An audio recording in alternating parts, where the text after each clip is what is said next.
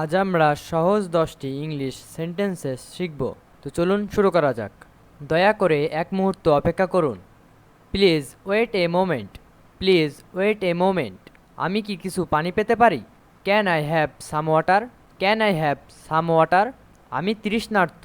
I am thirsty. I am thirsty. আপনার phone number কি? What is your phone number? What is your phone number? পরে আমাকে call করবেন। Call me letter.